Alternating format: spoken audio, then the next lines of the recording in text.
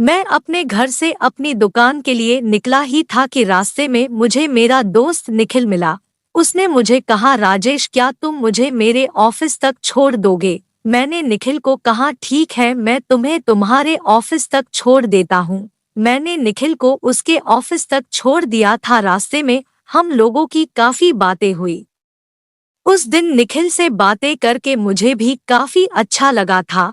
काफी टाइम बाद निखिल से मेरी मुलाकात हो रही थी। उससे मिलकर मुझे अच्छा लगा था।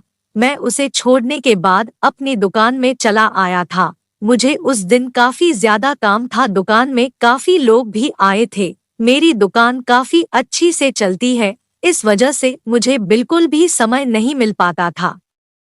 मैं अपने काम से बड़ा ही खुश हूँ। उस शाम जब मैं घर लौटा तो पापा और मम्मी मुझे कहने लगे, राजेश बेटा कल हम लोग जयपुर जा रहे हैं।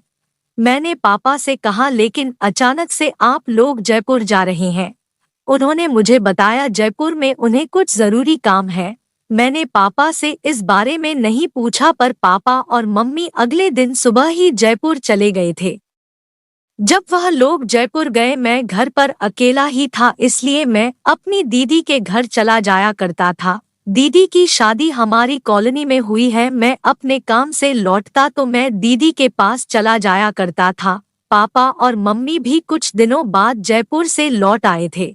जब वह लोग जयपुर से लौटे तो उन्होंने एक दिन मुझे अपने साथ अपने दोस्त के घर चलने के लिए कहा और मैं उस दिन पापा मम्मी के साथ चला गया।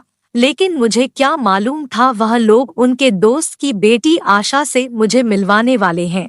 जब उन्होंने मुझे आशा से मिलवाया तो मैं आशा से पहली बार ही मिला था। मुझे उससे मिलकर अच्छा लगा था। वह लोग चाहते थे हम दोनों शादी कर ले। मैं पापा और मम्मी की बात को मना ना कर सका और उन लोगों ने हमारी सगाई करवा दी। अब हम दोनों की सगाई भी हो चुकी थी। हम दोनों की एंगेजमेंट हो जाने के बाद मेरी आशा से अक्सर बात होती ही रहती थी। जब भी मैं आशा से बात करता मुझे उससे बातें करना बहुत ही अच्छा लगता था।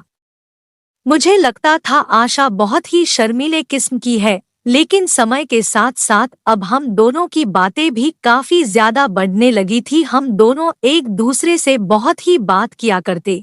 जब भी हम दोनों एक दूसरे से फोन पर बातें करते हम दोनों को बड़ा अच्छा लगता था। जिस तरीके से हम दोनों की बातें होती उससे मेरे और आशा के बीच में प्यार भी होने लगा था। हम दोनों एक दूसरे को मिला करते थे। जब भी हम लोगों की मुलाकात होती हम दोनों बड़े ही खुश रहते। एक दिन मैं आशा को मिलने के लिए उसके घर के बाहर ही एक होटल में गया हुआ था। उस दिन आशा एकदम से अप्सरा लग रही थी। हम दोनों होटल के बिस्तर पर बैठ गए।